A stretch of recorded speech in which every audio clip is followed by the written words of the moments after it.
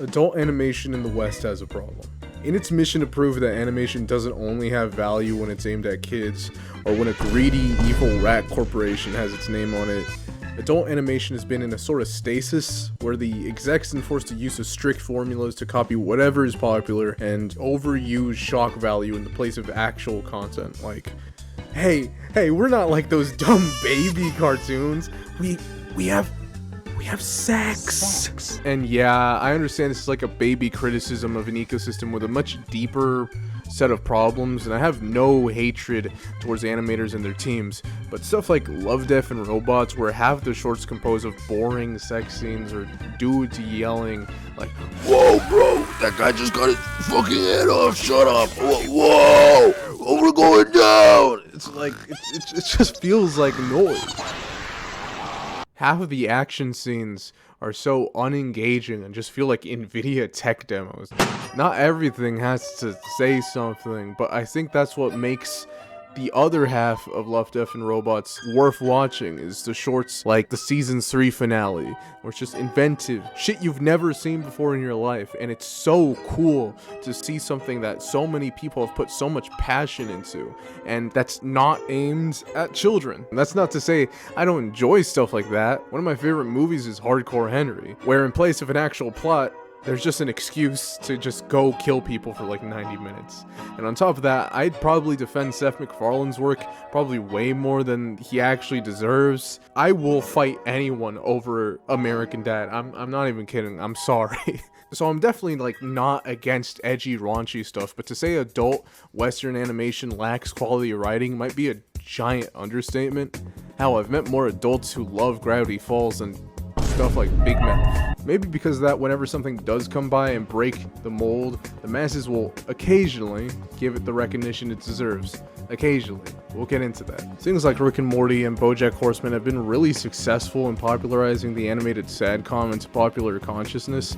The sadcom is a lot like a relationship. Oftentimes the humor and the animation is the thing that pulls you in, right? And then the drama is just sprinkled in throughout the show, in which it fully invests you and you get to stay and watch a fucking train wreck. And while not all of them are perfect, I still do feel very happy seeing animated adult cartoons attempt more serialized, serious storytelling rather than having another Brickleberry clone for the 50th time.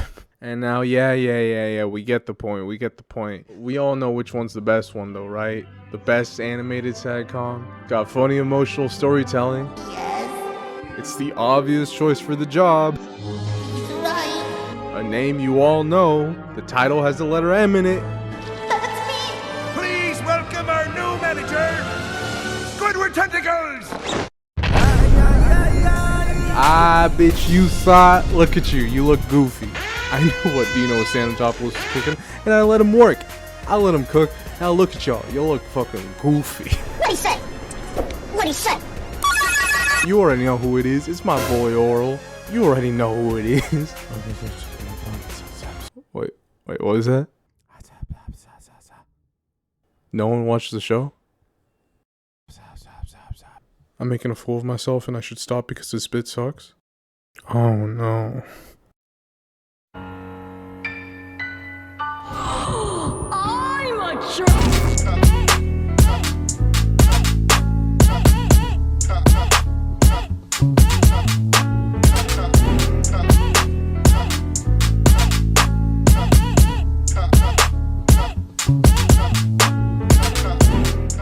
Mortal Orel is a criminally underrated show about a young Christian boy named Orel Pumpington living in a fictional US city of Morrilton. A deeply evangelical town reminiscent of many of those Southern or Bible Belt WASP states, WASP standing for White Anglo-Saxon Protestant. And just like the other 50 states, it's deeply bigoted, deeply religious, and deeply hypocritical.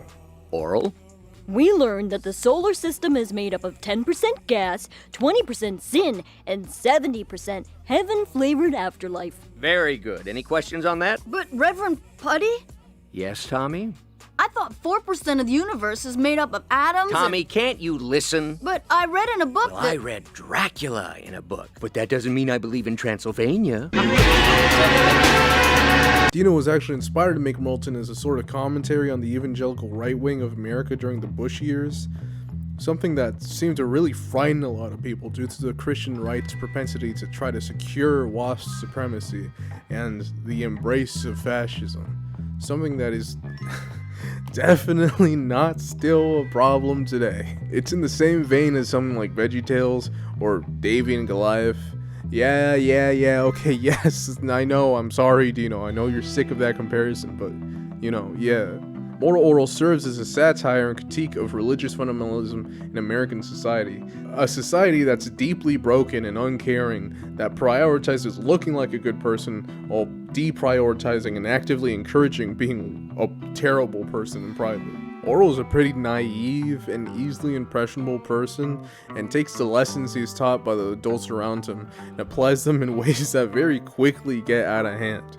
Like the time in the pilot where he learns from the town's Reverend Putty, that God granted people the gift of life. So in order to make sure the dead don't spit in God's face, he steals the Necronomicon from the school's librarian, Miss Censordoll, and takes it from the book burning pile in order to resurrect the dead, accidentally starting a zombie apocalypse. This isn't helped by the fact that almost every adult in Molten ranges from psychotic or terrible to psychotic and terrible, such as his dad, Clay Puppington.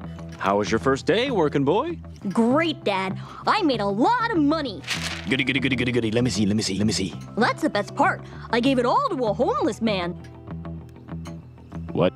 A massive alcoholic boomer who hates his job, hates his wife, and he hates everyone around him. Clay serves as one of the main guides in Orel's life, and he spanks him and teaches him a lesson after every episode, often being an even worse lesson than what Orel originally bastardized. Like in the same pilot episode, instead of telling Orel not to summon the zombie apocalypse, he punishes Orel for not giving any of the zombies clothes, exposing their nasty, yucky, ew bodies. Help! My Uncle Dan is streaking! God rest his soul! Don't look, son.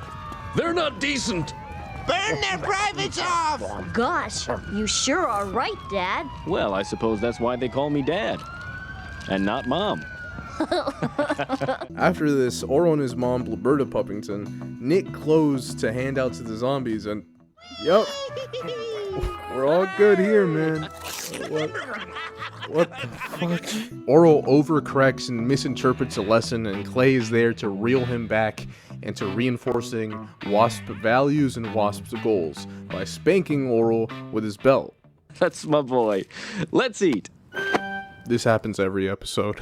A cute little extra thing that Orel does in the credits is that at the end of almost every episode, he makes his own little low-budget stop-motion video with his toys in his room, and it's one of the cutest fucking things I've ever seen.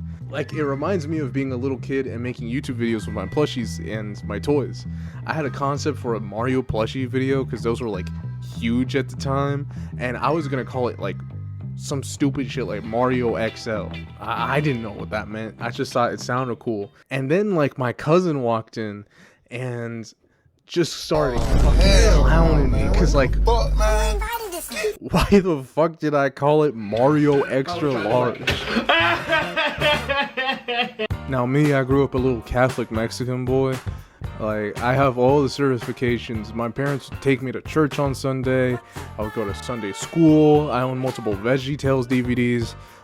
For anyone who grew up watching Madame Blueberry VHS when they were a kid, shout out, dog. What's up? I expect you can also recite the entirety of his cheeseburger as well.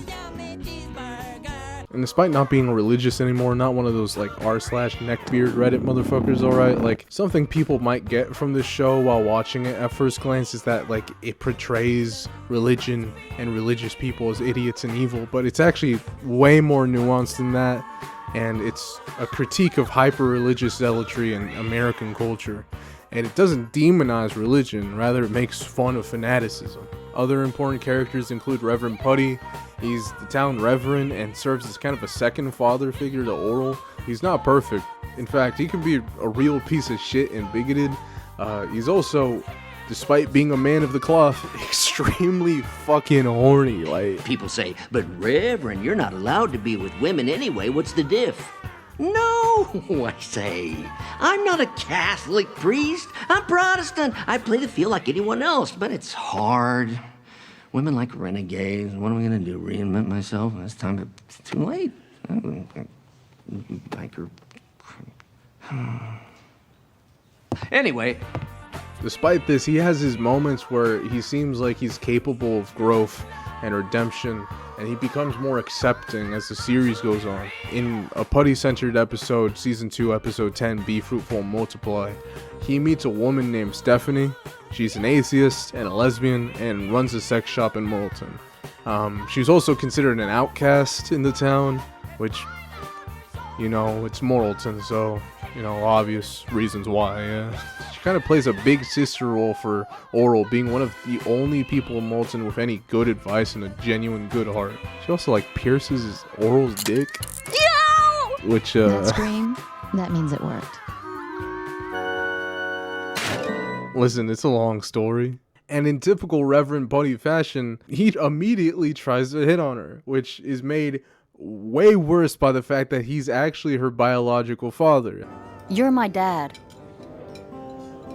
Please, how can I be your dad? I've never even had sex with Gladys Foamwire. Having never met each other due to Stephanie's deceased mother stealing Putty's cum drawer. While at first being angered by this news and rejecting his new daughter, he comes to accept his role as a dad and builds one of the only healthy and sweet relationships in the show. Let's just cut the reverend stuff, huh? Okay, what would you prefer? Pastor? Minister? Brother? Rod? How about father? Sounds a little too Catholic, doesn't it? You're right. Better make it dad. There's also Coach Stopframe, Orel's coach and an openly gay man in Morton, and it's Clay's drinking buddy, and maybe, just maybe, you know, just a little bit more than that. What kind of lesson, big guy? Oh, I don't know, Danielle. I'm just so tense. Oh, come to Papa. Hush, little lammy bear, close your furry lips. While his importance to the show isn't fully revealed till later, he is a really vital character in the family's conflict, as he bears a striking resemblance to Orel's brother, Shapey. There's also other minor characters like Nurse Bendy, the school's nurse, and kind of an airhead. She's kind of treated like a sex object by most people, including Principal Fakey, who's Orel's principal, who he is having an affair with. The sandwich is dry. There's Miss Censordoll, a religious matriarch obsessed with control, book burning, and strangely eggs. Keep that in mind, it's a surprise tool that will help us out later. And my partner would kill me if I didn't mention their favorite character, You got it, Joe. friend. Not much going on with Joe right now, he's just kind of a shithead. Now, More Orel is the brainchild of my man, Dino Stanatopoulos, along with Scott Adsit, the voice of Clay. And let me just gush about this man, Dino, real quick, because this man is incredible. Having written and acted in various shows such as like Community, which, shout out Community. Dead yam, big deal. Order some ketchup. That doesn't make sense. You don't order ketchup. It's a condiment. Troy, hey, knock it off, Troy. Dino Stanatopoulos wanted to make a stop-motion drama comedy based on shows like Leave It to Beaver and as commentary on American wasp culture. And despite season 1 and 2 structure being much more episodic and leaning into comedy, from the very beginning there are moments where the cracks begin to reveal themselves. The plan was always to take these cartoonish, one-dimensional characters and as the series progressed unravel their lives and the effects of living in a very broken, uncaring society. One that pushes out caring, loving people for being abnormal while upholding the authority of corrupt and harmful institutions and people. Take this as like a content warning, but this show tackles a lot of serious topics, so if you're uncomfortable with this, maybe steer clear from this show. The show tackles topics like religious fundamentalism, alcoholism, parental abuse, objectification, rape, bigotry, sexuality, and like, don't get me wrong, the show is incredibly fucking funny. It could also be super emotionally impactful. especially if you've ever experienced like anything similar. An example is the relationship between Clay and Blurberta. Throughout the series, we've kind of just looked at Clay and Blurberta's relationship as humorously passive. They seem to not really acknowledge each other's presence for the most part. We don't spend a lot of time with Blurberta, but each time Clay talks about her, he always talks about her like any of those old boomer comics would. So you kind of just assume he's the prototypical grill-pilled boomer. The type of guy to post disgusting, insane boomer comics about how much he hates his wife in between Minions posts about loving God. He had a Facebook, he would definitely have one of these. Like, if you know, you know, you know. Despite Clay being homophobic, sexist, married to a woman, and having a kid, he is also gay. But being a deeply religious man, he is also just suppressing the fuck out of any of his actual emotions in multiple bottles of booze, because this man fucking drinks. I don't think this man goes anywhere without a flask and a glass of bourbon. Clay has just very obviously resigned himself to being in a loveless marriage with no hope of escape. As season 1 goes on, we see their relationship get more openly hostile. In the episode titled Maturity, Orel tries to learn to be more mature, so he spies on the adults of Mortalton, all of which seem to be leading very miserable lives. And we see Clay and Blurberta having a very loud argument over Shapey. Why would I be on the side of a self-destructive alcoholic? Notice Shapey doesn't really resemble anyone in the family, so of course Clay suspects something's up, you know? While this fight ends with a joke and you're probably supposed to take it as humorous, it culminates in a much larger and serious fight that they have in the finale. In the season 1 finale, The Best Christmas Ever, Clay and Blurberta have a divorce on Christmas. Wow! Oh my god! Wow! And it's played completely straight. It's actually very fucking sad. Clay suspects that Shapey isn't really his. They argue about it, they scream at each other, and Clay leaves the house.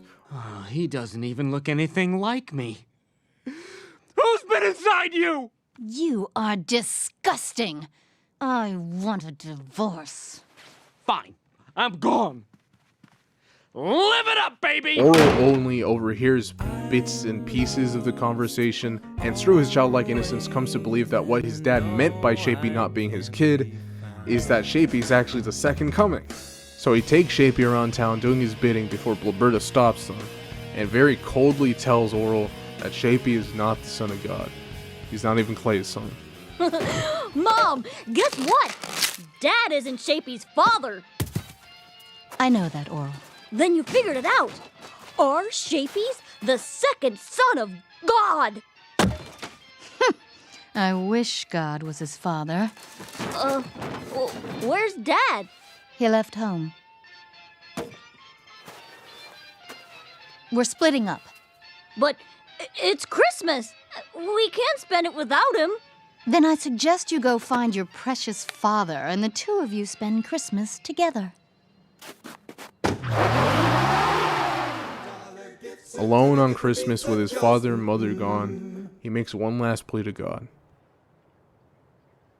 Boy, God, this sure didn't turn out to be the best Christmas ever. But you still have 2 minutes left, and I have faith in you. Looking up in the sky and just praying.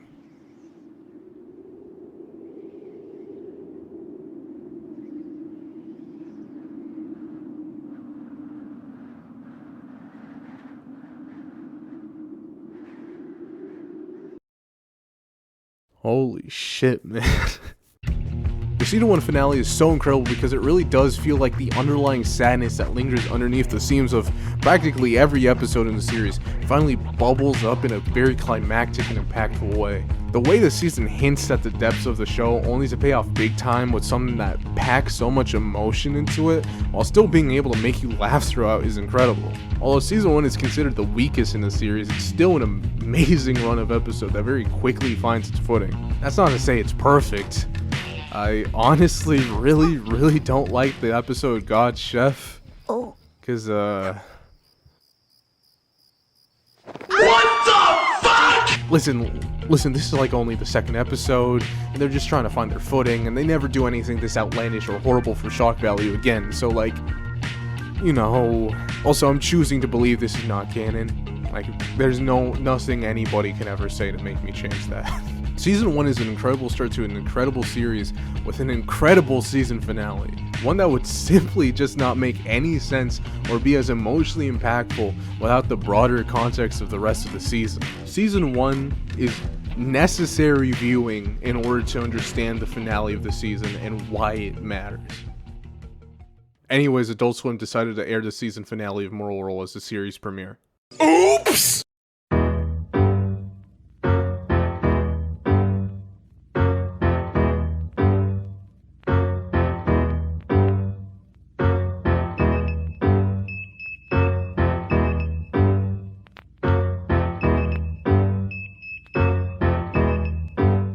Yeah, so during the original run of the show, Adult Swim really fucking hoed the entire team working on Orel. This was a big reason as to why Orel was eventually cancelled. While Adult Swim is really a beacon in terms of inventive television, one where anything can really go and have a chance to succeed, put an asterisk on that, mostly due in part to Mike Lazo, Adult Swim's former vice president, literally just greenlighting things on a literal whim. But even within Adult Swim, Orel struggled to stay afloat and tell the story that the crew wanted to be told. According to Dino, Adult Swim wanted to air the season finale first because they thought it would be a really funny, cool prank to air the serious, sad episode first and confuse everyone with this really cool prank. I really wanted the shows to air in order, or else we'd be fucked. But by then, I was fucked anyway, so I agreed to just do it. I had an inkling that people were going to be confused and angered, and I don't think we ever got our footing after that. A lot of people wrote off Orel forever. You don't know how many times I will lay awake at night just silently seething over this. First impressions are everything, especially when you have a whole crew and production that are working to create something and relying on it as a source of income. So it's really fucking important that viewers get a good impression of the show, or else no one's going to fucking watch it.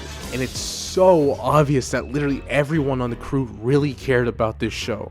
This was a passion project for so many people, and it left such a lasting impact on not only the fans, but also the staff. Hell, one of the crew members took some of the puppets from the show and runs an Instagram account where they just role play as Orel traveling the world, and to this day still post. Like, this is so fucking adorable, man. What Adult Swim basically did was like if someone hired you to run a race, then shot you in the foot at the starting line. Despite Adult Swim's fuckery, Orel did do well enough to actually get greenlight for a second season, and Dino saw that as the go-ahead to carry out his master plan to traumatize middle school me by making me cry silently at 1 a.m. to a bunch of puppets. Season 2 is really where the world starts opening up further while still mostly taking place from the perspective of Orel. We start seeing the world from the other characters' perspectives, and we start understanding that some characters have more depth than they let on. We look at characters' wants and needs, and the underlying sadness is starting to bubble up from underneath the seams again. But don't get me wrong, okay? Because while the show is praised for its huge tonal whiplash at the end of Season 2, it's also probably the funniest season of the entire series. Excuse me, sir. Might I interest you in having your soul saved from eternal damnation? It's for a really good cause. Thanks, Sonny, but I'm already saved. You see, I'm a Catholic. In one of my favorite episodes from Season 2, God's Image, Clay and Orel are eating at China Food Town, as Clay and Roberta decide not to go through with their divorce, mostly just for appearances. No, don't say anything.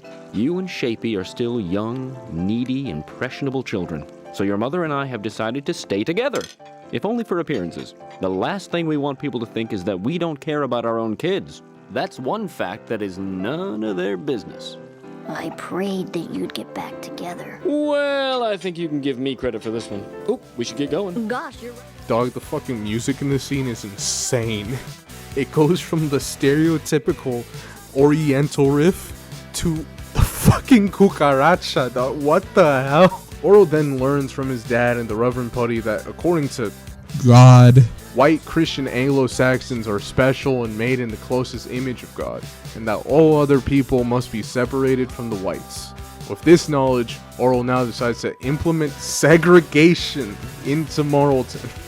Orel then segregates the one non-white family in Morrilton, the Figurellis, but instead of making life hell for the Figurellis through discrimination, Orel accidentally makes life an inconvenience for the racists. Sorry, no figures allowed. No problem. And we prefer the term Figros. Will you shut up? We do not. Bro, when I tell you, I started fucking crying laughing, dog. I'm not kidding. Oh my god. Orel, this sweet little kid, doesn't understand that the point of segregation was to basically torture people of color. Instead, he does his best to try to make life as nice and self-sustaining for the Figurellis. He basically does the segregation part of segregation without the over-policing part, the institutional racism, the destabilizing of minority communities by spreading crack through various hoods, the mass incarceration of hundreds of thousands of minorities through the Basically, the whole plan was just to give the Figurellis a bunch of privileges. We interrupt this broadcast to bring you a special report. The Morrilton Segregation Initiative has succeeded in sequestering the Figurellis to their own separate public bathrooms, their own 5-star restaurant, and are soon to be segregated into a 12-room luxury dream house on the outskirts of Morrilton, just so they know their place. Something that seemed to really piss off all the racists in town, which is basically everyone in town. All of this is put to a stop when the kids of Morrilton start to dress and act like the Figurellis in order to gain the same privileges. These little ass white kids start dressing like them, talking like them, acting like them, and it becomes such a massive problem that the adults give them derogatory names. The kids call them Wiggerollies. It means white Figurellis. Dog, go watch this show, please. The adults of Morrilton then proceed to hate crime the Figurellis, which inadvertently burns down the whole town, and the episode ends with the Figurellis in their dream mansion, while Orel gets punished by every motherfucker in town. Hey, Spongebob! You gotta try this, dude! We finally got enough people for a 7-mile spanking machine! Ouch! Ouch! Ouch! Ouch! Next! Is this where the line starts? The season is filled with incredibly funny episodes just like that. Another great one is Geniuses, where they discover the missing link and brainwash him into becoming a spokesperson for creationism, an ideology that tries to argue against evolution and for the divine creation of man by God. They turn this fucker into Ben Shapiro, dog. The fuck? Okay, first of all, men are actually not useless, because Benjamin Franklin actually created electricity. Turn the other cheek has Orel throwing hands with the fucking anybody.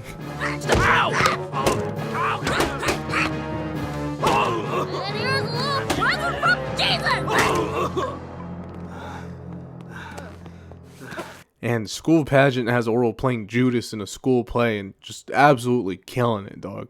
Like, he gets the whole town singing fuck Jesus. It's crazy. Just a season of banger after banger, and that's what makes it stand out that much more when the show takes time to be serious and genuine. What was taken as a funny bit at the start of the show becomes something way more depressing and full of weight. Orel goes through some heavy shit and a bunch of changes, like having to deal with the death of his dog, who might have or might not have been the reincarnation of Jesus Christ. First things first, you need a name. What do you think we should call you? That's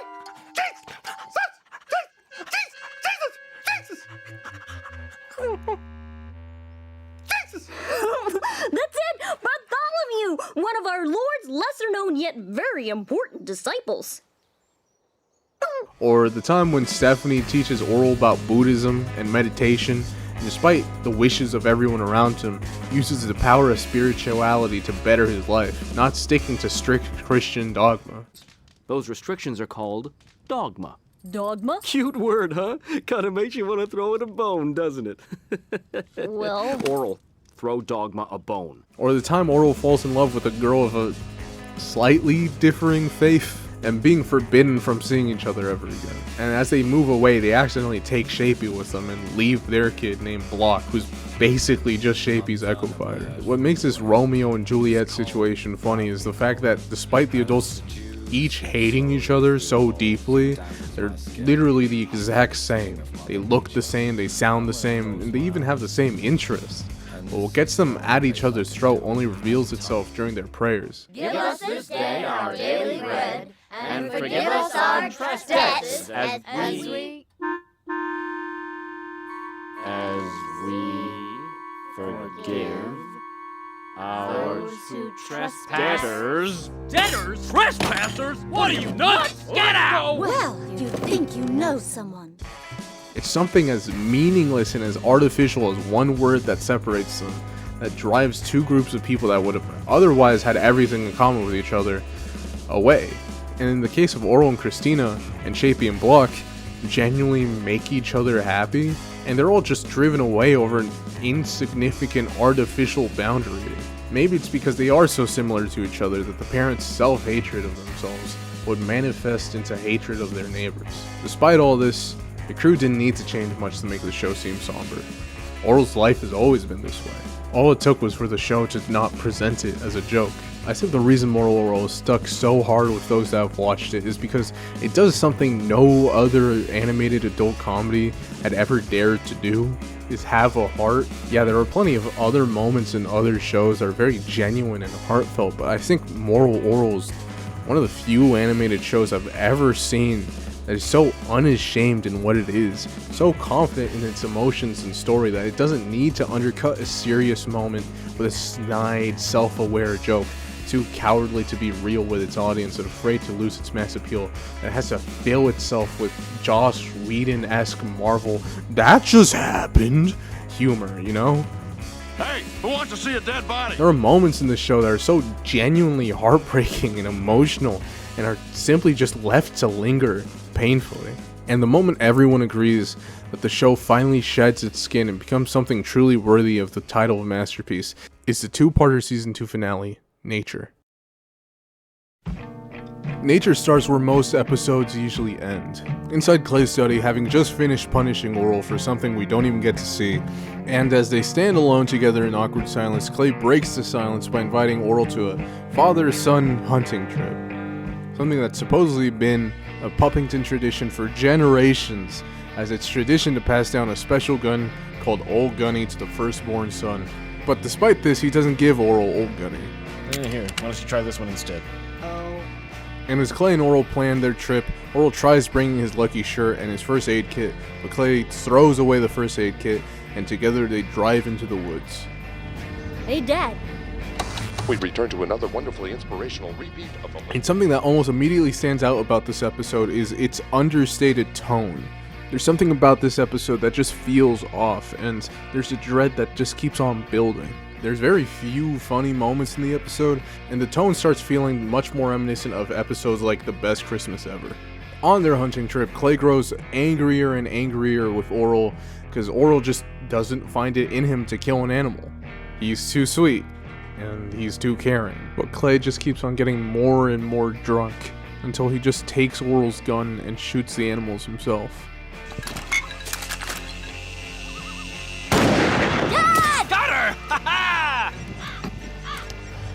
I win, and you lose.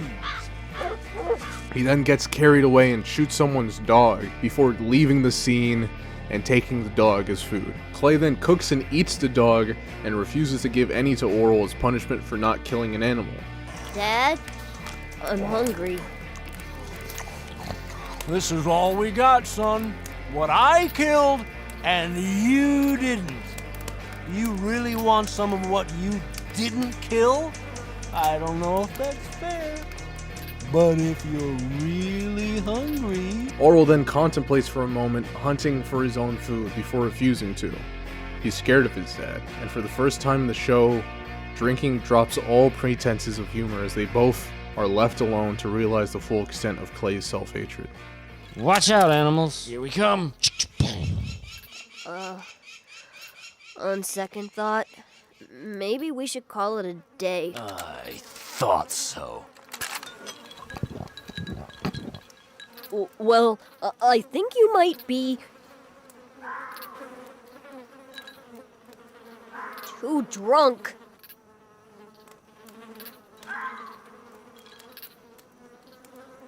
Let me tell you something, Orel.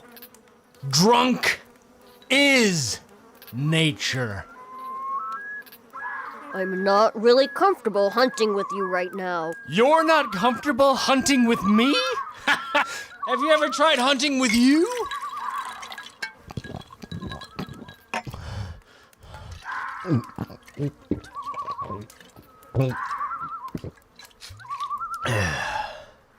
Oh, who am I kidding? My life is full of blight. You mean blight? Oh, God. What's the matter? I hate myself.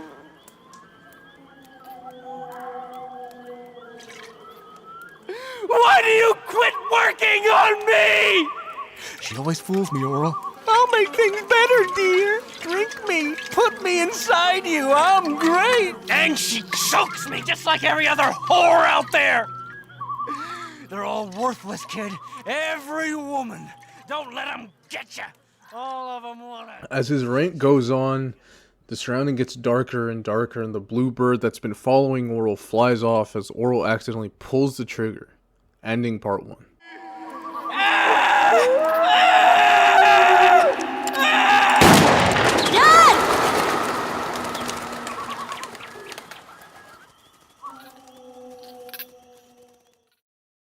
Oh, God. What's the matter? I hate myself. This is the episode that had fully cemented moral Orel for me as something different. While other shows had sad moments in episodes, I've never seen a show up until this point that had showcased the loss of innocence before so well. The show emulates the main character's loss of innocence as it too loses its innocence and comedic outlook on the town. And part 2 starts as any regular episode would.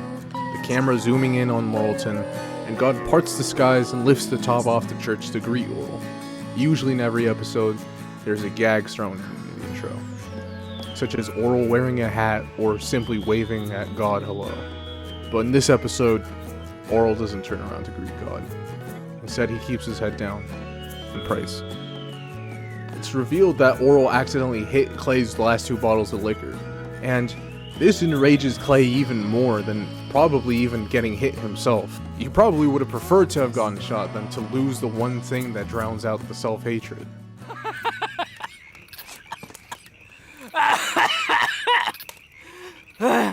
Okay? Am I okay? You shoot one thing this whole trip? Count 'em, one thing! And it's 2 of my last bottles of liquor?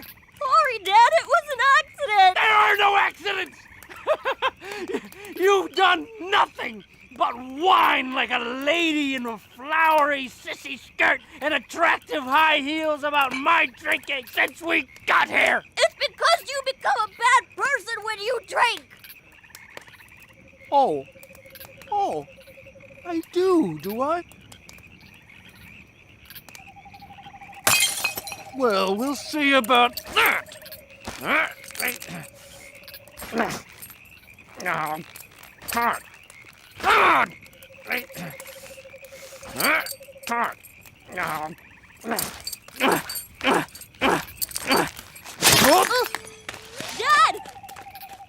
Get away from me!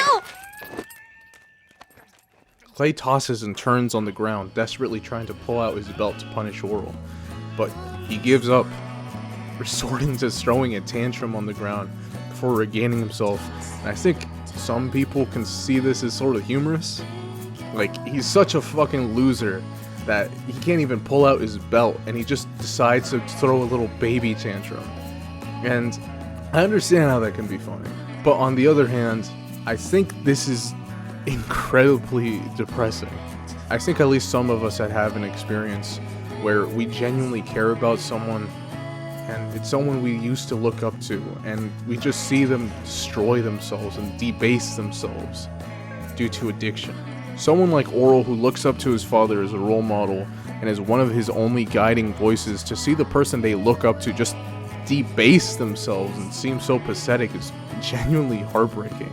The way you look at a person changes forever. Even if you patch things up and move on, in the back of the head, that memory will just live on, nagging at you, killing your perception of someone that used to mean so much to you. Okay. It's time you became a man. Where's my raffle? I don't think... There it is. Dad, watch out! Please, Orel, I know exactly what I'm doing. Yeah, but you might shoot it off by mistake. There aren't any mistakes either. No mistakes, no accidents, no flub-ups, no boners. But... Don't butt me! Dad. Orel, what have you done? I got shot by you. As Clay starts realizing what he's done, a bit of his old self starts reappearing. His demeanor and attitude is much closer to that of pre-hunting trip. He's joking around with Orel while Orel is bleeding out. He rips Orel's lucky shirt and bandages him up. Orel tells Clay about the first aid kit he brought, and this just angers Clay even further. Okay, this might sting a little.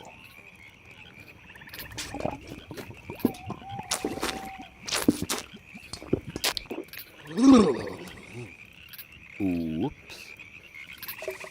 I hate you. Hate away, sister. Hate away.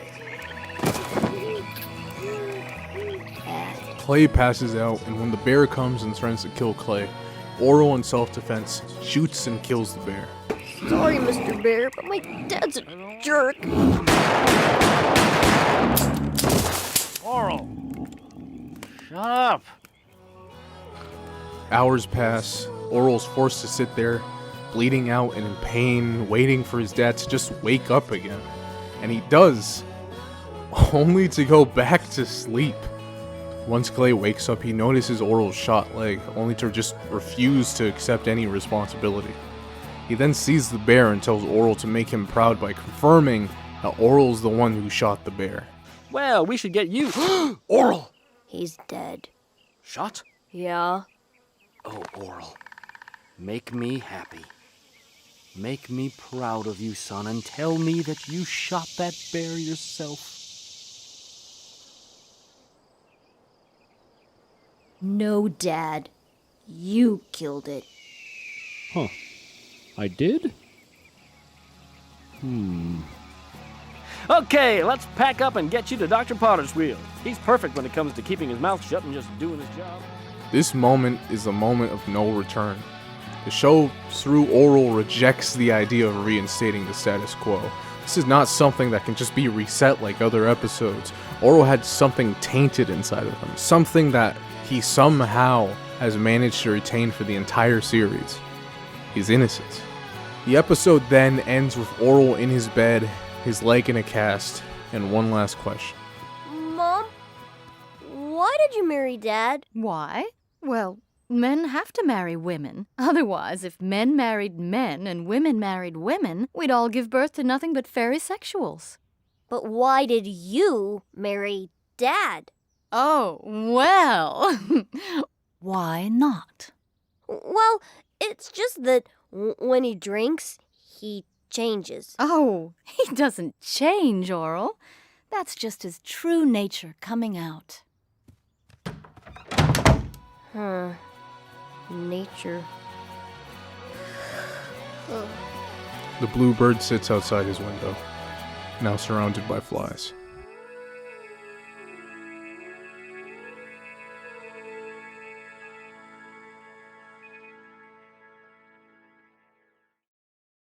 Very good, Marionetta.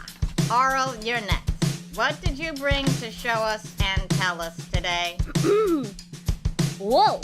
This is a Smith & Wesson 600 series 32 caliber revolver. The Nature two-parter is one of my favorite season finales to literally anything ever. These two episodes recontextualize literally fucking everything so far in the series and serves as an abrupt transition between what I would really just consider two different eras. Instead of being a comedy with occasional sad episodes, it's now a full-on drama with the occasional joke.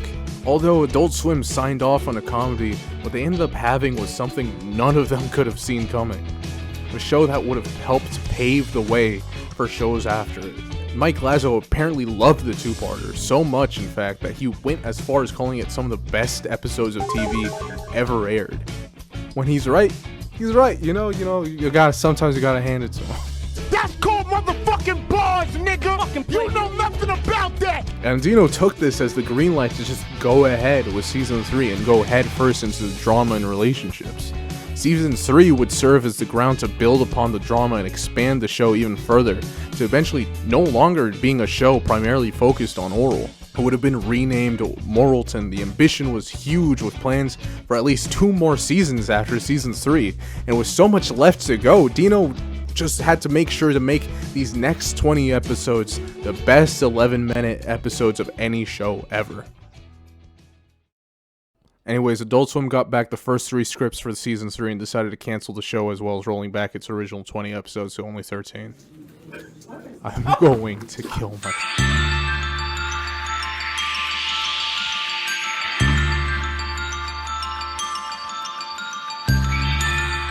I guess Dino must have misread the room, because apparently, despite loving the 2-parter, Season 3 proved to be way too much for Adult Swim. Lazo wrote me after reading the episode Numb and said, "There's only one joke in the script." I wrote him back, tongue-in-cheek, and said, "Well, tell me where the joke is and I'll take it out." He said, "Well, I hope they get funnier." But then I delivered a rough cut of Alone and then delivered him a follow-up script called Irm. He read it and said, "That's it, I gotta pull the plug." The season was rolled back, and now, with the crew aware that this will be their last season, they sought to pick up the pieces and try to finish the series as best as possible.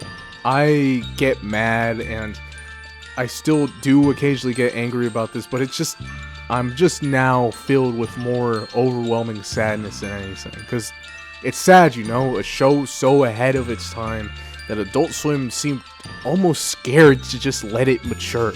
And I do think that's what happened. Adult Swim had never had a show like Moral Orel. There'd never been a show like Moral Orel. It was too serious, too emotional, too out there for even Adult Swim to bear.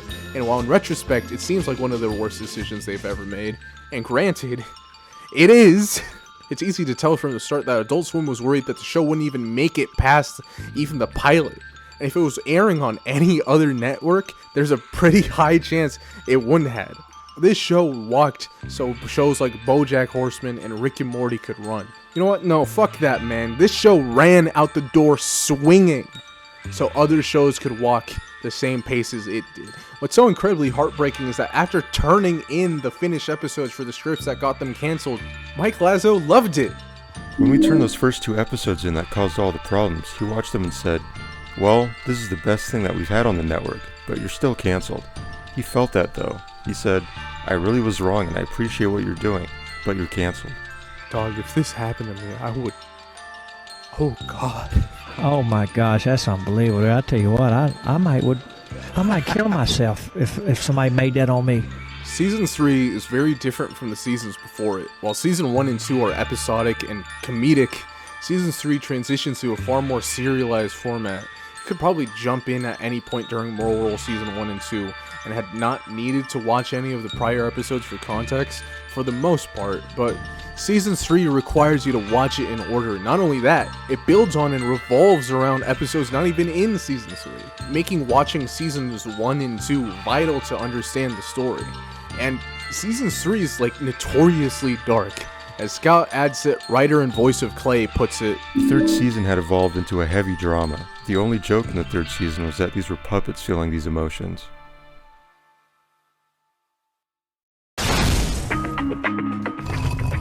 Hey baby, it's intermission time! Let's go! Thanks for making it this far, and I hope you were enjoying it, and don't go anywhere, because the video is going to be right back real soon. I just want to take this time to use it as like a little channel update, and also just to say, guys, according to the channel analytics, 100% of all my viewers are subscribed. So, hey, thanks. Please subscribe, please like, please share, please comment. I just need some feedback, please. I've been working on this for 4 months. I need human interaction. No, but for real, guys, thank you so much, and anything is really appreciated, and I read all the comments, so don't be afraid to leave me any feedback or any comments, because, you know, I like seeing them, and they make my day a lot better, so it makes making these super long videos feel worth it, you know? And to a lot of the old subs, if you're wondering whatever happened to the old highlights, don't worry, they're in a public playlist all compiled together, and I hope you like this new content, and I hope you stick around, so thanks, and if you don't, well, it's been a good run. Thank you for everyone who made it this far, and the next video will be out real soon, and if you want a sneak peek to what my next long-form video is going to be like, let's just say, expect to hear Reverend Putty's voice a whole lot more often real soon, along with a little blue bird, so, thanks.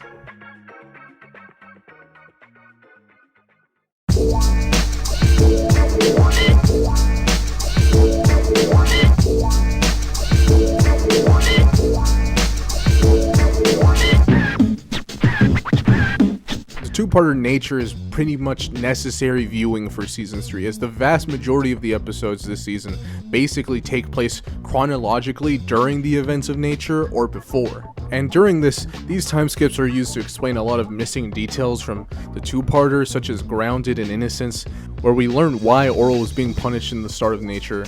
We see also the punishment he receives afterwards for being banned from the church. And I just gotta bring this up right now, but holy shit, Season 3 looks amazing. As the series progresses, the show just got better and better in terms of everything, but especially the visuals. The camera movement is so dynamic in these scenes, and it's just done so well, and the movement of the characters is so detailed and smooth. They're able to express even the most subtle of emotions just within the movement of the character's arms and face. The sort of bewildered frustration and rage inside of Clay as he struggles to keep it together and find something to say is amazingly pulled off, and just this facial expression and finger waving. And these sets and colors in the episode Grounded are incredible, being genuinely eerie as Orel starts to lose his grip on reality. Season 3 in every aspect is really just an incredible step up, especially in the drama department. The show just keeps revealing more and more backstory that completely changes the way you look at people or the events of prior seasons. One such episode is the Season 3 premiere Numb, one of my favorite episodes of literally anything ever. The episode opens as we zoom into Orel's house and see Clay and Blaberta sleeping in two different beds. Blaberta's pillow is clean while Clay's is covered in stains. A comment on the upload of the episode on YouTube points out that it could be tear stains from all the times Clay had cried himself to sleep. That or it could just be piss. Took it off Dad's bed. What? Oh, good. Today is the day of the camping trip, and as Clay wakes up to leave, the only words he says is, "See you in 2 days." From this point on, we see the 2-day trip from Blaberta's perspective, as she's left alone in the house. The first thing she does when she's alone is masturbate, but she clearly feels little to no enjoyment. Yeah, I bet a lot of you guys have seen this exact phase, huh, you fucking losers. Not me though, I don't fuck. Sorry, that was a bit too mean. Blaberta either gives up or finishes and goes to her picture book, reminiscing, and while she does, she finally realizes the switch that Block and Shapey had made all the way back in Season 2. She contacts Block's mother to come exchange Block for Shapey, but she ends up taking both home. From this point on, she tries to rekindle an old affair she had with Coach Softframe, the biological father of Shapey. During their conversation, she learns that Softframe had only been using Blaberta to get closer to Clay, having no real interest in her. Blaberta then tries to find comfort and company in Reverend Putty. I need you. I have this feeling. Oh, well, meet me at the church repressional. No, I want to be with you. I want your mind, your body. Oh, I want to get close to you in any way, touch you, anywhere. I'm yours. All yours. I'm done. What? I'm done. Go away. Go a million miles away. Boy, what the fuck? She eventually gives up and resorts to using a jackhammer to mutilate herself, just to feel anything. And when she goes to the hospital, we learn that Dr. Potter's Wheel is sexually attracted to gore and mutilation. Well, bad is relative. You see, I became a doctor because blood and injuries don't affect me the way they do most normal people. The good Lord gave me the gift of not being disgusted by horrible lacerations or avulsions. Quite the contrary. Lucky. Encouraging Blaberta to go even further regardless of her own well-being.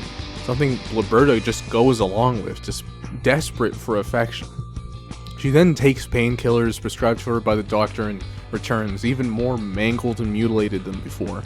The doctor clearly deriving a lot of pleasure from her pain. Describe your pain. Please. Please. Well, there's a steady throbbing pang pulsating through my whole lower body. It burns intensely as it creeps down from my hips, shooting ever so slow. Doctor? He then ups his dosage and hands her his handkerchief with his name on it. Liberta then goes home and masturbates once more, but this time without the drill, only with the handkerchief and the mental image of Dr. Potterswheel's affection. This works far better than even the drill did, and she seems to have found a cure to her loneliness. Something she excitingly tells the doctor about, only to be met with rejection. I don't understand. There's no change from this morning. Why are you back here showing me this? I'm showing you because you've cured me, Doctor. Oh? I don't need to use that horrible apparatus anymore. Really? Then what do you use? You. I thought of you. That's all it took. Oh, well then you can go. Go? Yeah, sure, fine. She realizes that Dr. Potterswheel doesn't actually care for her, and said only interested in her for her self-mutilation. She's clearly distraught from this information, and as the doctor is about to leave, the phone rings.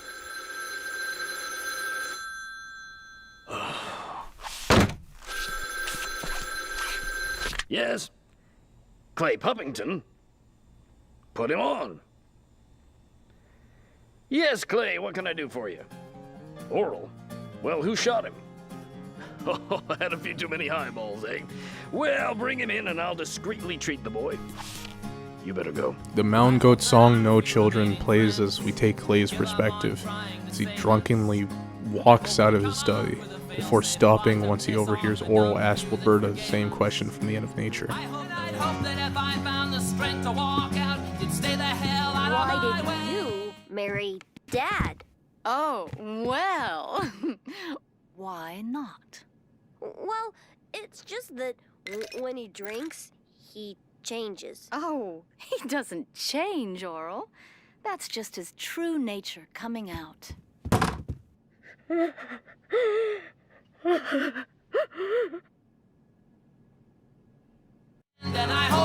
song continues as they both go into their room, onto their separate beds. Clay glances back at her one last time before he lays down. They're both lifeless, miserable, and numb.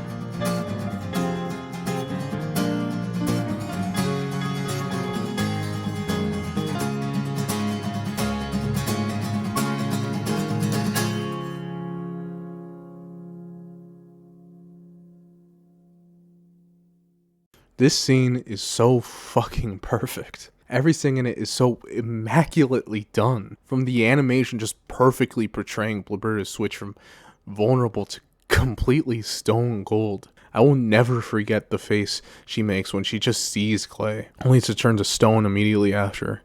Or the immaculate use of music in the scene, the lyrics of the song feeling like a perfect encapsulation of their relationship in just a 3-minute long song. And it's such a miserable and hopeless song, with lyrics like, I hope it stays dark forever, I hope the worst isn't over, and I hope that you blink before I do, and I hope I never get sober. And I am drowning, there's no sign of land, you are coming down with me, hand in unlovable hand, and I hope you die. I hope we both die. Lyrics that just feel perfect for Clay and Liberta. It's like the exact type of self-hatred they exude and hopelessness they feel in one another. Too afraid to leave, so they stay together, resigned to live the rest of their lives this way.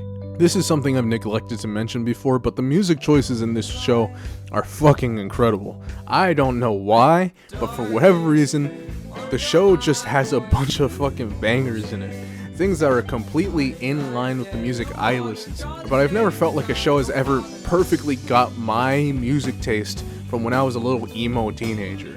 This trashy, lo-fi, indie rock reminds me a lot of bands like The Ovens or Alex G, And most of these acts are really small, which, I don't know, I get it's lame hipster shit, but I think it's pretty cool they got a bunch of underground acts and just put them in a show. Keeping in line with Season 3, expanding on the lives of the townsfolk, we learn about the lives of the voiceless background characters and side characters, and these people do not lead very happy lives. The episode Alone is an example of that. Described by Hulu and HBO Max as the final nail in the coffin, Alone is one of the reasons the show got canned in the first place, having an early version of the script sent out to Adult Swim alongside a cancelled episode titled Adult Swim pulled the plug, and before I go into this one, I want to put out a content warning, because this does get really fucking dark. Alone takes place before the events of nature and following 3 women all living in the same apartment complex. Miss Censordoll, Nurse Bendy, and Miss Colton. In this episode, we see them at their most private and vulnerable, all returning back to their lonely, empty apartments at the end of a long day.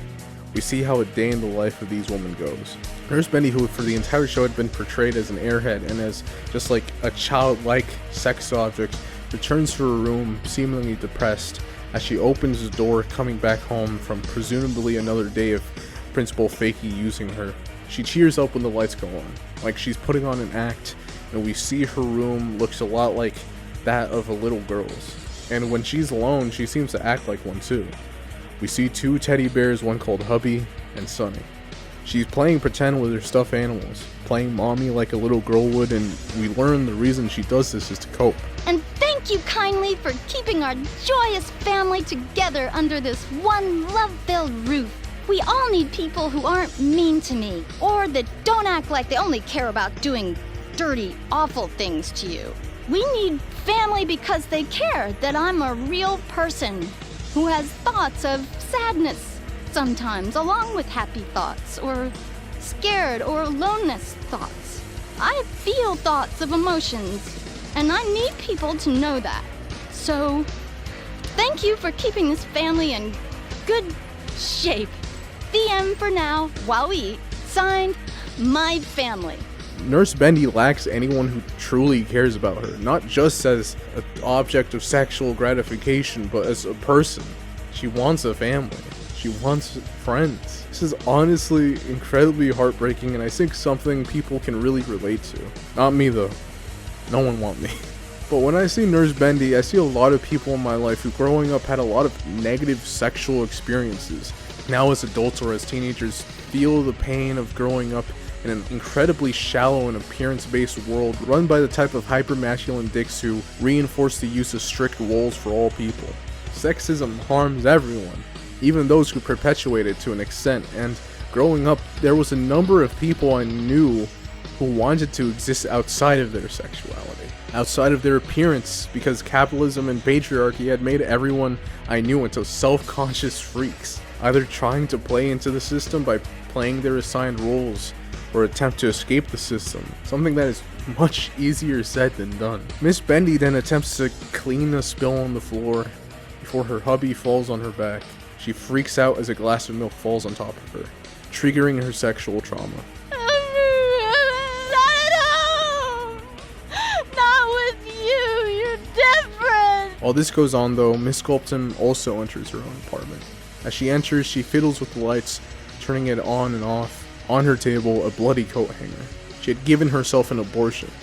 She contemplates leaving the door unlocked, then she repeatedly thrusts the lock in and out of place. Miss Sculpton seems on edge and uncomfortable in her own clothing, in her own skin. We learn that she was a victim of fear, carried out by one Cecil Creepler, a serial predator that had tried to take advantage of Laurel's friend Joey. Miss Sculpton is filled with guilt and pain, and she holds her stomach as the pain from the self-induced abortion becomes too much to bear, looking as if it's stabbing her each time. The guilt comes from the fact that Miss Sculpton had felt pleasure while having been severe, as this was her first time with another person, and after her she managed to get Creepler under arrest. He then kills himself in his cell. She hallucinates her entering her room again and holding him. But her guilt takes form again, in the shape of Creepler disapprovingly shaking his head at the sight of her recently pregnant stomach. Finally, we see Miss Censordoll, who lives a very, very organized and consistent life. That, or at least she attempts to. She gets home, ignores her mother's calls, She then lays down on her bed and holds an egg near her stomach area. This is significant because we learn from her conversation with her mother that Miss Sensordoll's obsession with eggs stems from her childhood when her mother had her eggs removed in order to make her more holy, meaning that Miss Sensordoll is barren.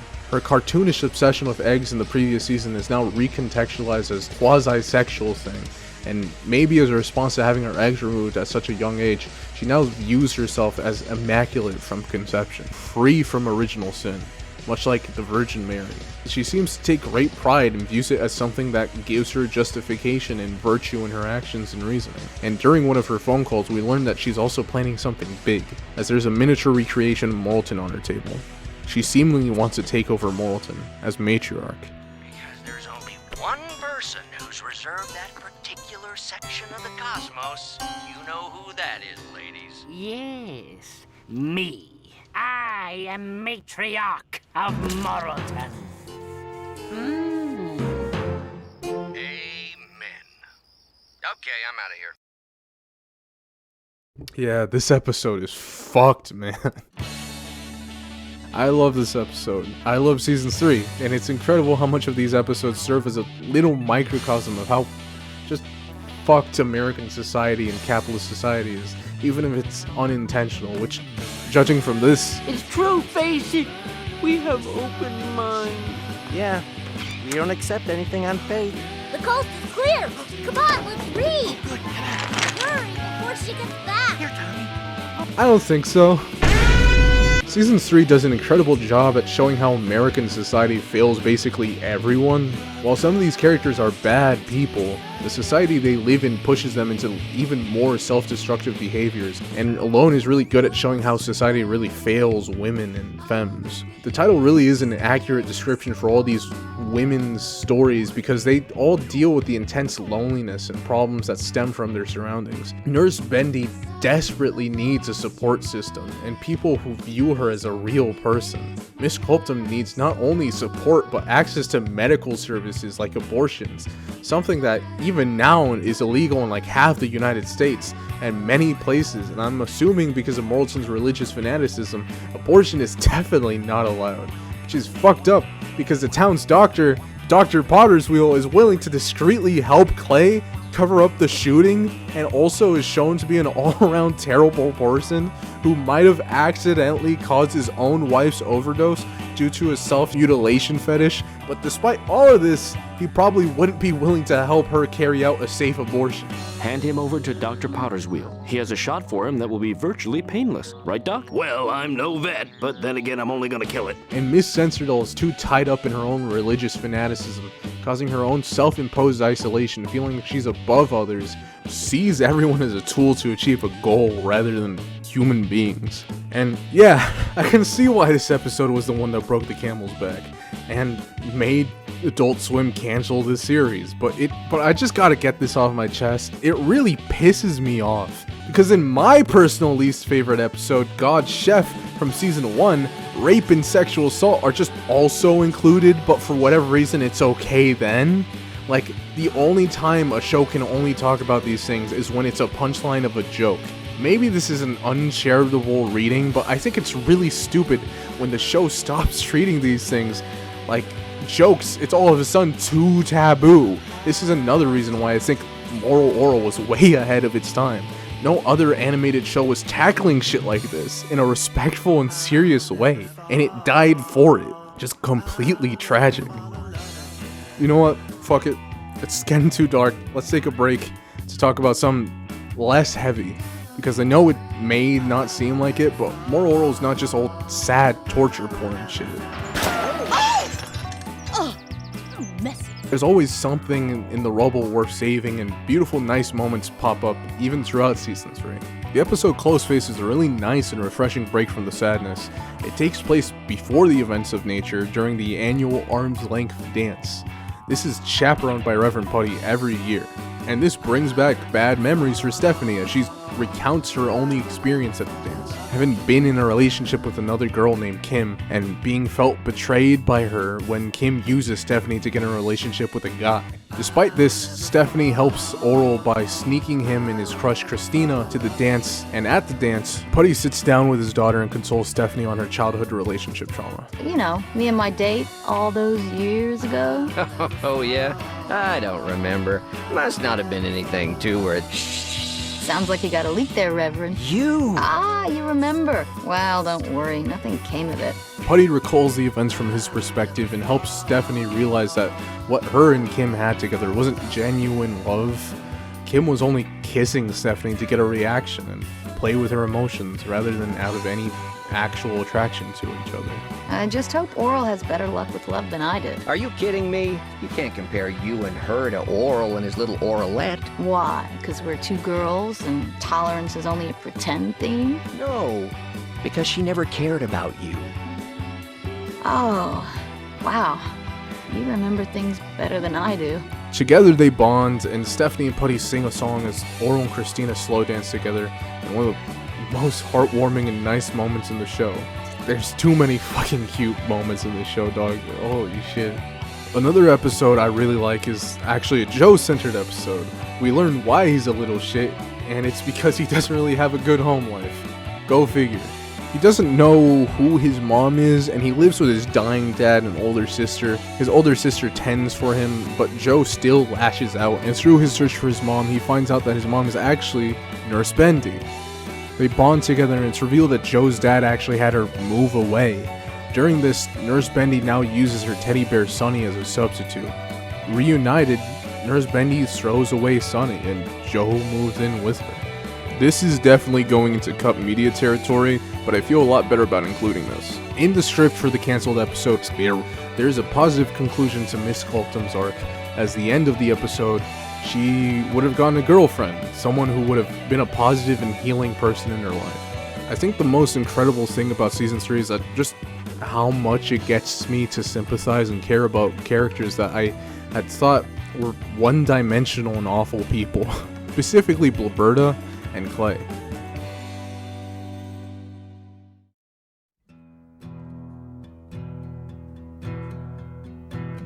Clay basically is the main character of Season 3, and their relationship becomes the focus of the show. Through flashback episodes, we learn a lot about their lives and their family life. Both of them having really shit-ass family lives. In Clay's childhood episode, Passing, baby Clay is portrayed as being incredibly spoiled and coddled by his mother, Angela, who suffers from a weak heart and is a religious zealot, while having a very cold relationship with his father, Arthur, who feels incredibly isolated and longs for the day when he and Angela were closer, feeling as if she stopped caring for him after the birth of Clay and her newfound fanaticism, which has driven them away from each other.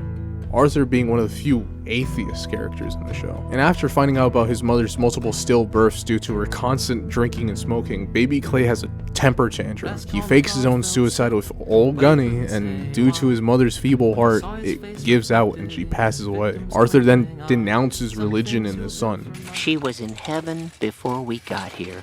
No, there is no heaven. I don't need any more of your leftovers. You'll go to hell for saying there's no heaven. You're not even worth it. Not worth it? Arthur's decision to not slap Clay sticks with Clay throughout his entire life, purposely acting out in order to receive some form of attention from his father, even if it means physical abuse, as that's the only way he knows that he's worth something. In the end of the episode, Clay's father ends the tradition, giving Clay old Gunny and telling him that there will be no hunting trip. Clay, for years it's been a grand Puppington tradition that the head of the household pass off old Gunny to his firstborn son. But I'm not passing it on to you now because of that tradition. I'm in fact ending the tradition. There will be no coming-of-age hunting trip. I don't want this in my possession anymore. It's tainted with blood. Sure it's not just ketchup? No, look closer. You killed your mother with this gun. You know it's a sin to bear false witness.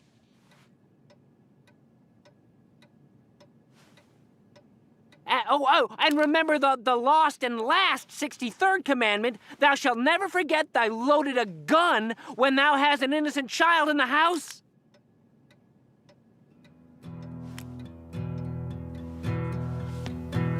Don't worry, old Gunny. I'll keep the tradition going. Some things you'll do for money, and some you'll do for fun. But the things you do for love are gonna come back to you one by one. Here, why don't you try this one instead? Oh. The episode brings up a lot of questions I find interesting about Clay, primarily the question of, does Clay actually love Orel? The obvious answer is no, like, of course not. How can a man who habitually beats and ignores their child ever even claim to love their son? He's an asshole, but I think you can make an argument that, in a fucked up way, Clay might not love Orel, but I think he definitely cares about him. Clay ignores and has very palpable hatred for everyone around him. He rarely, if ever, acknowledges Shapey's existence. To be fair, everyone except Orel ignores Shapey. We know that part of the reason that Clay actually talks to Orel is due to pressure from Blurberta, and also in order to cut Arthur out of Orel's life. But we also know that to Clay, physical abuse is a form of affection. His whole self-worth is built upon abuse. He intentionally acts like a little shit just so his dad will hit him. So does he, in his own twisted way, view what he does to Orel as affection? This recontextualizes nature to me because there is a chance that inside that fucked up brain of his, that he might genuinely have seen the camping trip as an opportunity to bond with Orel. While we will never know his true intentions, I feel like Clay's motivation to go on the trip is both because he wanted to bond with his son and to experience a tradition he never got to experience beforehand. Where it all goes wrong is that I don't think Clay has the strength or motivation to actually put in effort and be a good dad for Orel. So instead of a moment of bonding, it leads to the complete severing of his relationship with his son. We'll never really know what Clay thinks. Whatever happened to him, it does not justify his actions now. Him continuing the cycle of abuse with Orel will never be okay, even if somehow deep down he does love him. Does he love Orel? I don't know. Either way, he's an annoying piece of shit. Little gay ass nigga, baby. Nene, hurry up.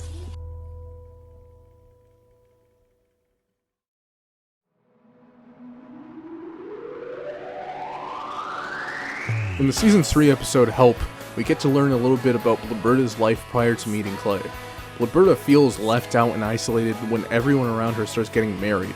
She's excluded, and the thought of marriage is drilled into her head by everyone around her, as the only way that she may have a purpose. To serve a man and get married are the only things that will lead her to happiness. She's excluded by her friends, her family, and community, and at one of her friends' wedding receptions, we see a young Clay, and she invites him to the reception party with the intention of getting him to fall for her. It's here at the party we learn a terrible secret. This motherfucker don't drink! You don't drink? Drinks? Oh, no. Isn't drinking a sin? Jesus drank. Well, true. A lot. I think it helps us to be better people. My father drinks. Well, if Jesus drank... 2 eyeballs! This fruity ass piece of shit with his failing kidneys and crippling drinking problem really started off as this? You know who I am, bro? Who the fuck is he? You don't know who I am? Yeah, boy, you finna find out. Your barbecue, boy. Sunday school special shirt ass, boy. Your ass is like an exotic cricket, your little ugly ass, boy. Tap dancing frog looking ass, boy. This reveals some interesting things about the relationship because it's Blurberta who is the one who drinks, as well as uses it as a form of coping for her shitty family life. And she's the one who pushed him to drink. Beforehand, Clay only had plans of being a lonely Volcel loser who just reads the Bible all day alone, revealing he had no intention of even getting married. I'm not gonna have a bride at my own wedding. Oh? Yeah, marriage. Not for me. Well, pray tell, what is for you? Oh, you know, sitting at home, alone, reading the Bible, heaven, you know, things that last. Well. Something that is really troubling to Blurberta, because this is her whole intention, to marry Clay. As soon as Clay starts drinking, though, we start to see a lot of those classic Clay mannerisms. Although he's much happier here, playful and enjoying his time with Blurberta. They seem to genuinely enjoy each other's company, something we haven't seen since the first episode of the fucking show. Like, god damn, this feels off. Clay tells Blibberta how much she's helped him come out of his shell, something that Blibberta seems ecstatic about, and she keeps attempting to pursue him and nod at the possibility of them getting engaged. Clay misinterprets this as an invitation to be a fucking horn dog, looking at other women and becoming increasingly rude and dismissive of Blibberta. Whoopsie. Ah, thank you. I think you forgot yours. You. Need a drink, ma'am? I don't drink. Let me do that. Filth. Far too great a number to ignore. Clay then wakes up in Blibberta's hands as she nurses him awake. Blibberta asks one more time for him to marry her, and that he needs her around to help. That's nice. See? I help. You need me around to help. Help. And despite only knowing each other for a day, despite not having much in common, and them both not ready to do it, Clay accepts. And do you, Blibberta Hyman-Tact, take Clay Puppington as your lawful wedded husband? Why not?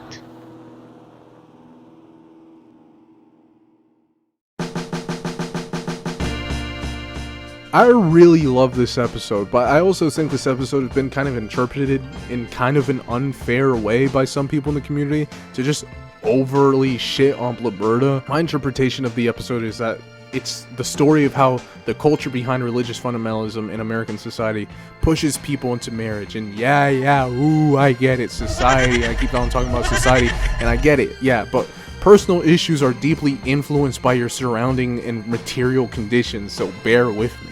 Blibberta is isolated and othered and left out by everyone around her. Her own family excludes her from the family choir. Her friends are all getting married, and even Miss Censordoll excludes her, mocking her for being unmarried. The isolation is very clearly what drives Blibberta to fit in, and it's something reinforced by every institution in her life. Even in real life, the government pushes these ideas. So does church and in popular culture. If you reach a certain age and you aren't married, it's gonna be something you'll constantly be reminded of. Both Clay and Blibberta live very isolated and repressed lives before and after meeting each other. Religious fanaticism makes enjoying certain pleasures sins, like that of premarital sex, and people will seek out marriage just to kill that loneliness. Hell, Utah's an entire state of 18-year-old Mormons who marry their prom date straight out of high school. And don't even get me started on the mental gymnastics those motherfuckers have to go through to just have premarital sex. Like, what the fuck is this? From the very beginning, these two were unhappy with each other. Their marriage was doomed from the start, but now that they're in it, those same religious and government institutions discourage each other from leaving.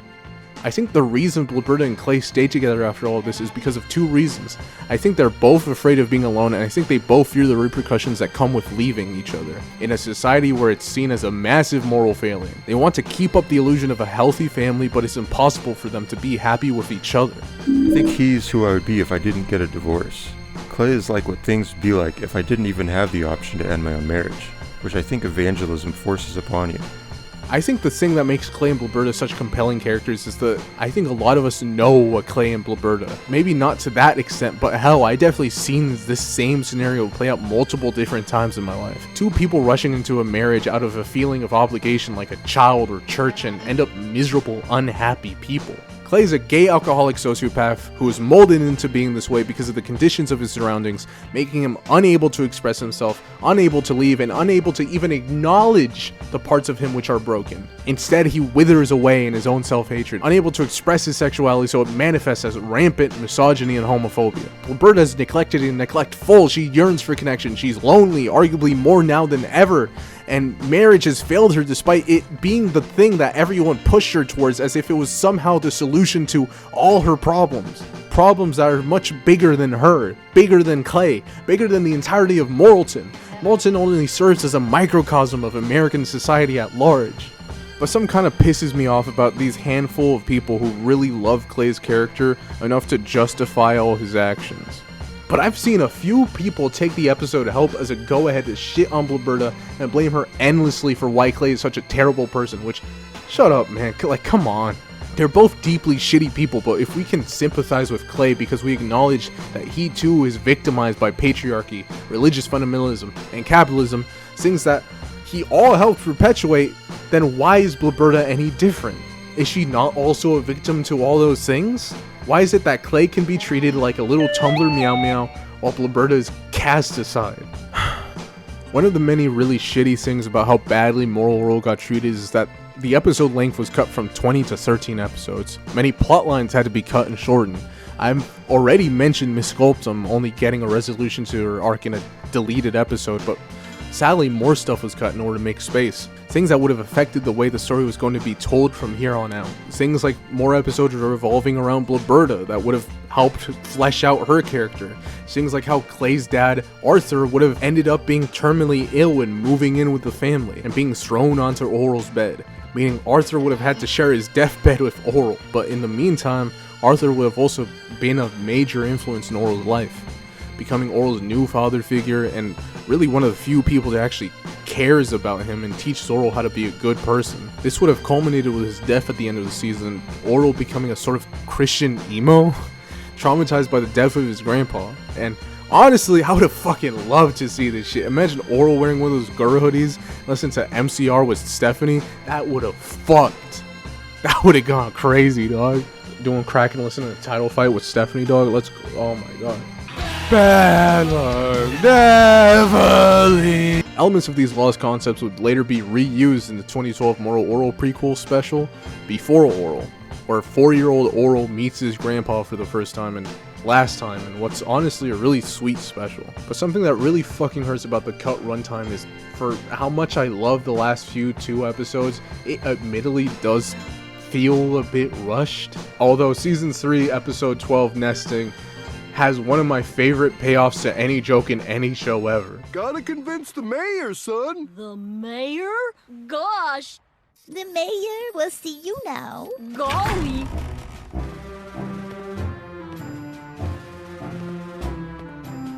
Mr. Mayor, I'm here to suggest... Orel? Dad! What are you doing here? You're the mayor? Don't remind me.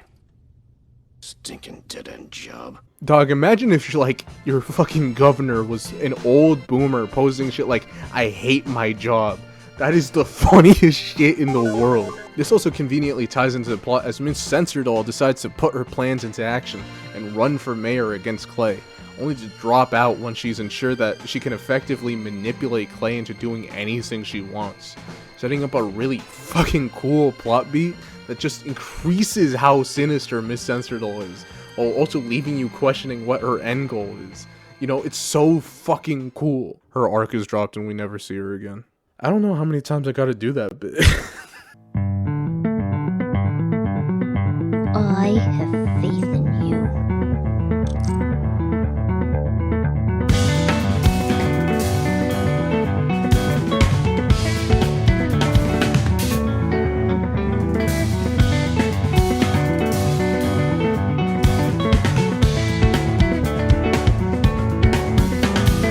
The final episode of Moral Orel follows Coach Stopframe as he witnesses Clay kissing Miss Censordoll. This triggers some sort of reaction in his brain where he now feels unable to approach Clay, finding him repulsive while at the same time seeing him everywhere.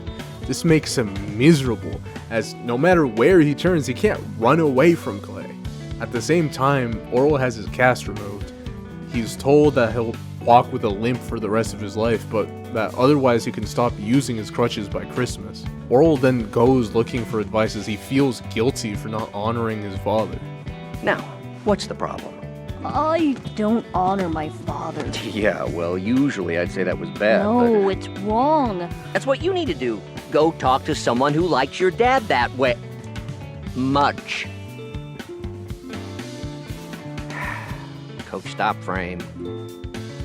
Oh. Okay. He's led to Coach Stopframe for advice, and they then proceed to spend time together, bonding, as Coach Stopframe attempts to avoid the question. During this, we see Clay stalk Orel and Coach Stopframe, jealous of the time they are spending together. Eventually, he gets fed up and demands to take his entire family to Stop Frame's house, where he and Orel are spending Christmas together. Everyone get dressed. We're going Christmas caroling. What do you mean? Now? As a family? Cheerfully? Yes! This I've got to see. La la la la la la la la. It's at this moment where Orel finally picks up on his dad and Coach's relationship.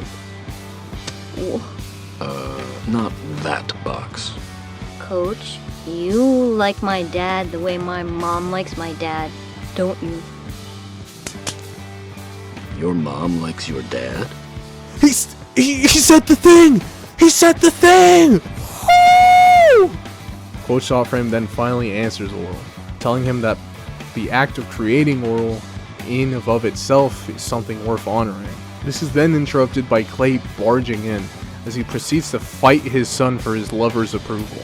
What are you doing here with my son? Stop! The thought of the two of you together makes my skin crawl. Please! All we were doing was having a nice time. For the first Christmas in I don't know how long. I felt relaxed and full of joy. This is rape! You raped my son! What? With niceness in order to get to me! Dad. Well, it worked! You got to me! Now you stay away from him! He's not yours, I am! I mean, he's mine! My son! Oh, I miss you, Orel. I need you in my life, Orel. And I love you. We should go. I love you. I love you. I love you. I love you. Orel? Come on, Dad. It's late. No! He's right. It's too late. Yeah. Right. I had fun.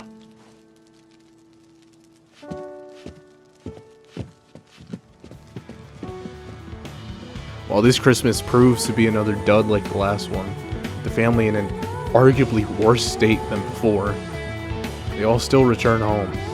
And we time skip ahead as Reverend Putty narrates what happens to Orel.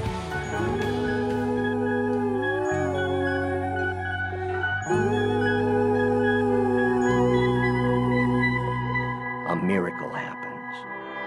A loving family. Just like that, out of nowhere. Now what causes this?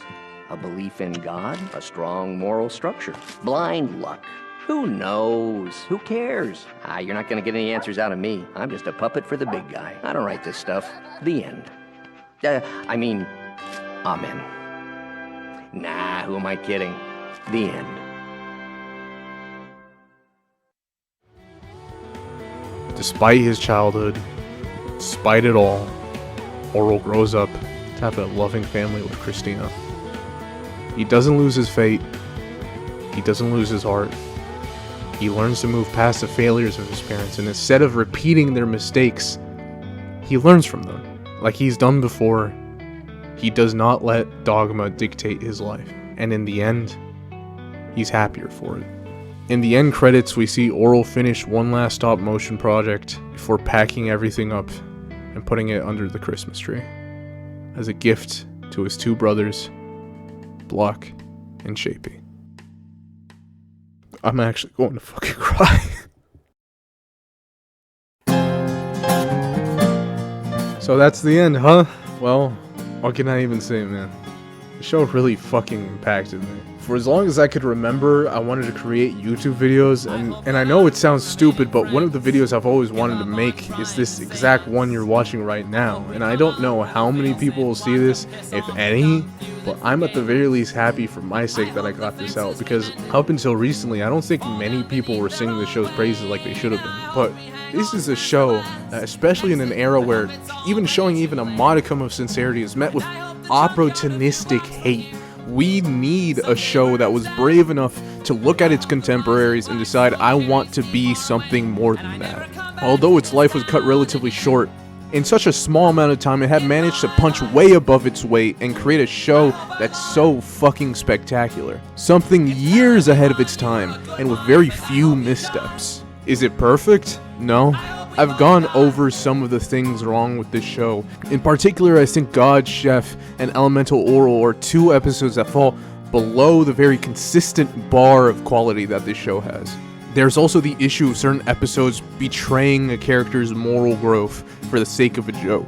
Using the episode Closeface as an example, it kind of bothers me that despite Putty's growth and arc, including him being much more accepting and less bigoted, it's kind of sacrificed for the sake of a joke where he's just being racist. And it makes sense that he wouldn't be fully transformed into a super progressive person overnight, but it still feels wrong for an episode that's otherwise really positive and nice. If the show had gone on, I would have hoped that some of these issues would have been addressed. And it's obvious from reading a lot of the cancelled scripts that this is something that would have been addressed. And the show would have continued to mature and evolve over time.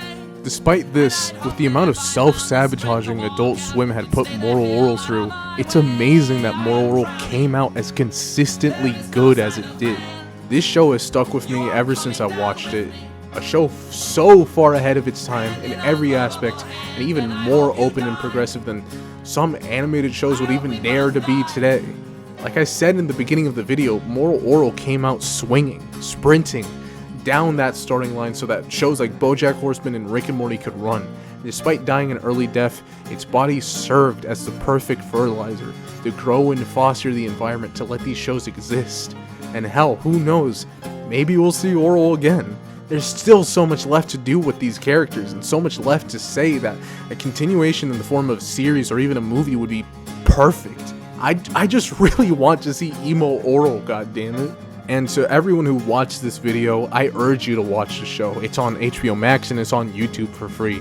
And even if you think I spoiled everything, there is far more I didn't talk about in this show that makes this show so fucking incredible. I've probably watched this show 6 different times in full by now, and each time I fall more and more in love with it. But whatever ends up happening, I know I'm not alone in saying this show changed my life. From the fan base to the cast and crew who still carry on the show's legacy, there might never be a show like Moral Orel again. But I'm thankful I was alive to experience it. So thank you, Dino. Thank you, Adult Swim. Thank you to the whole cast and crew for a show none of us will ever forget. Amen.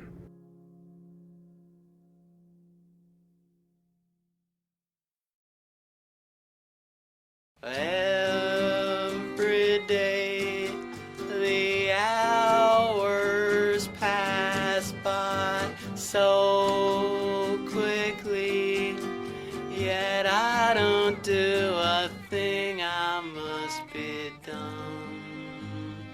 I've been feeling numb, I can't explain why nothing's getting done. That's my life over and over and over and over and over and over and over. Okay, Clay, I get the point. No, you don't! Wow, this place is depressing. Yeah, well, when you're constantly depressed, you don't really notice. Don't write this off like you did the last 12 years. I need a break, I need to breathe. I bet I need 1,000 things. So here it goes, another chance. Giving up at the first glance of real life.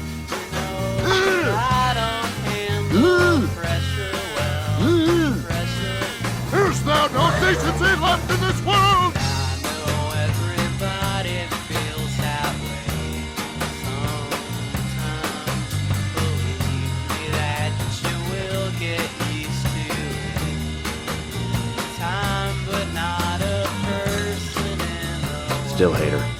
can convince you otherwise. Oh, God. What's the matter? I hate myself.